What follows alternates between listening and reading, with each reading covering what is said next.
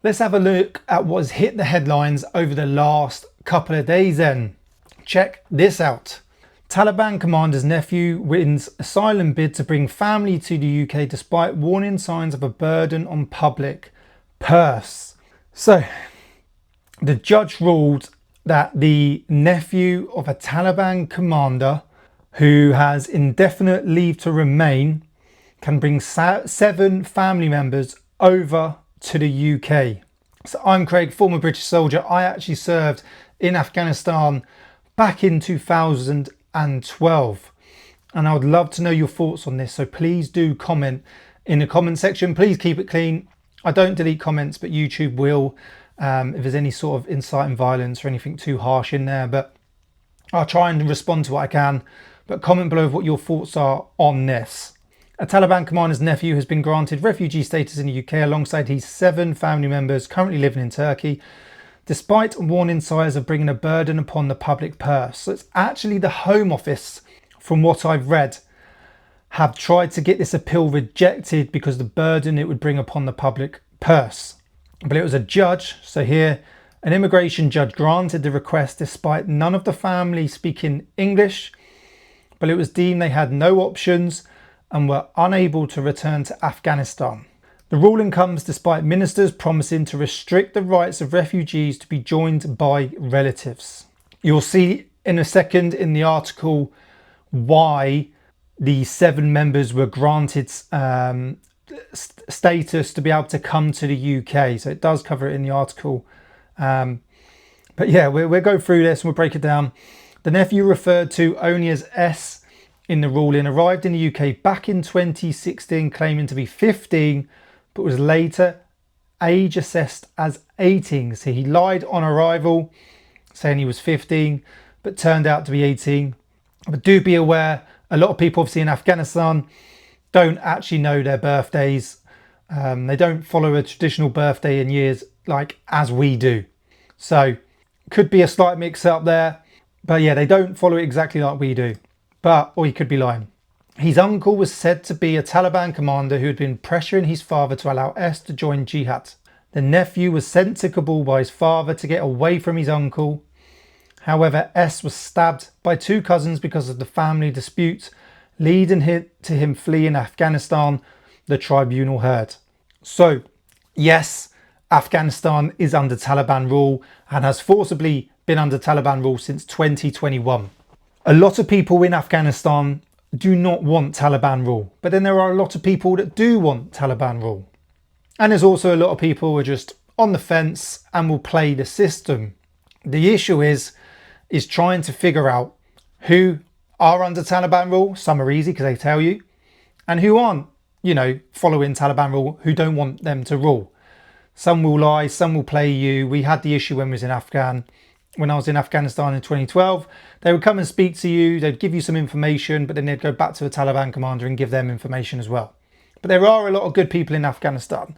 Obviously the issue here, and I know what a lot of you are going to comment here, is he's the nephew of a Taliban commander. Why has he been given indefinite leave to remain? He's got links to Taliban commander. Later in the article, it basically covers that a psychotherapist deemed that he had post-traumatic distress order and was unable to return to Afghanistan for the fear that he will be obviously possibly tortured or murdered. That his post-traumatic distress order was so serious that he needed his family members in the UK. So we'll carry on with the article, but that's what they're saying.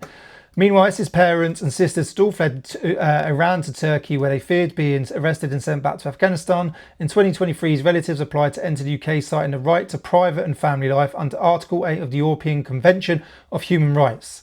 But this was refused. This is the issue we're having with a lot of asylum seekers at the minute, is the Home Office are trying to appeal and reject asylums, but the European Convention of Human Rights is basically what overruling them and then allowing them to stay. So what Nigel Farage and other people are saying is basically leave the European Convention of Human Rights on human rights. However, a upper tribunal judge deemed their refusal unjustifiably harsh and allowed the appeals on human rights ground. A lawyer for the family argued that the sisters were all being threatened with forced marriage if they stayed in Afghanistan, which all women are. from a very young age, they are forced into marriage. From a very young age, by the way.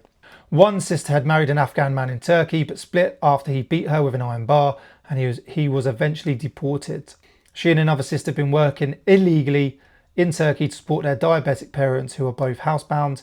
An expert argued S was consistently re-triggered by his worry for his family, although he'd been able to visit Turkey twice to see them.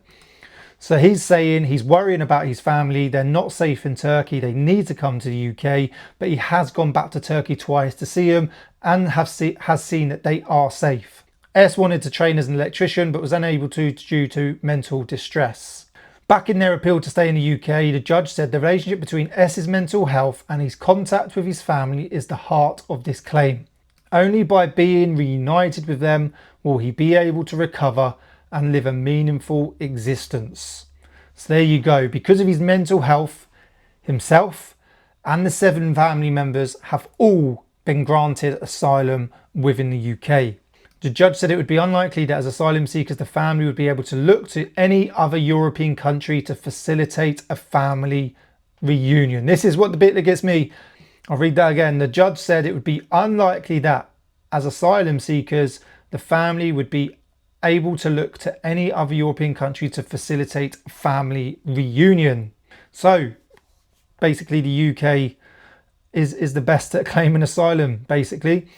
She accepted that allowing the family to settle in Britain would place a significant burden upon the public purse, but concluded that S's desire to be reunited with his family outweighs any concerns. Number of ways you can look at this, and I'm sure most of you will look at this as in a sense that his desire is more important than those of Britain, the people of Britain, those who currently live in Britain. So that's what we've got there. Like I said, it can be very difficult sometimes to determine who supports Taliban and who doesn't. Women are forcibly married to be married at a very young age. But normally it is the parents who then force them to marry someone else. Okay, but the parents are still coming to the UK with the family because all 7 family members have been granted asylum. He's unable to work due to mental health issues. There's a lot of people suffering mental health issues. So more than likely this family are going to get housing, some form of benefit, universal credit, PIP, and other sort of benefits that could go along with that. And that's for 8 family members. Yes, his mental health is a concern, but did they need to bring all 7 family members over to the UK? That's what I'd like to know your thoughts on this. Is this the issue with our asylum seeker system? Is it massively broken? I do think it is anyway. We've got massive issues with asylum seeker, but I'd love to know your thoughts on this. But I think there needs to be a fine line between helping asylum seekers who genuinely have a claim to asylum and how much we can actually do for them. From what I've read, the Home Office are still fighting this because of the burden it's going to bring on the purse to the public. Can you imagine if you did this for every asylum seeker, you brought over their entire family, the amount we spend already would just be absolutely huge. Could you have just brought one family member over to support him in his life in the UK? Could you have helped him to make friends? Yes, you possibly could have. Once again, do comment below what your thoughts are on this. But this is the world we're living in a minute. You know, you've got a Taliban nephew claiming asylum in the UK, being granted indefinite leave to remain, and then 7 family members coming across with him. None of them who speak English. This is what we're having to deal with. Like I said, if you come illegally, everyone should be given a fair right to possibly try and claim. If you do it legally, is it right to bring over 7 family members to put a massive burden on a struggling UK already? No, most probably not. If they're living safe in Turkey, if he's already gone back twice to see that they're living safe, was there not anything else we could do with charities, psychiatrists and other therapists to help him get over the issues that he's gone through? Yeah, there most probably is. There most probably is, because I can bet that these coming over are not going to be living on the streets. But do comment below your thoughts on this. Once again, keep it clean. I'd be interested to hear what you've got to say.